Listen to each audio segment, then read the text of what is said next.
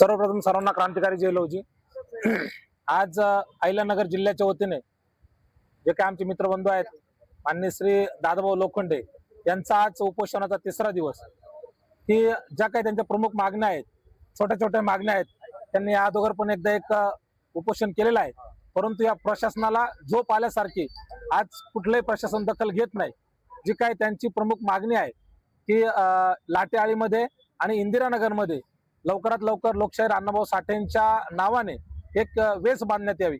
तर आतापर्यंत या नगरपालिकेने झोप आल्यासारखी भूमिका घेतली, निधी आलेला असून पण या नगरपालिकेने कुठल्याही प्रकारे त्या निधीचा वापर केला नाही। आज आमचे समाज बांधव तिसऱ्या 3 दिवसापासून या ठिकाणी उपोषणाला बसलेत, तरी पण आतापर्यंत कुठलाही अधिकारी आलेला नाही।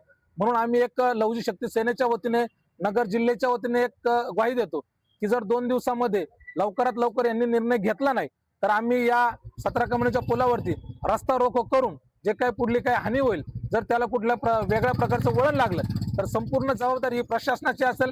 यानंतर कुठल्याही काही अडचणी जर निर्माण झाल्या तर या सर्व अडचणींना प्रशासन जबाबदार राहील हे मी सांगतो आणि थांबतो। क्रांतिकारी जय लवजी।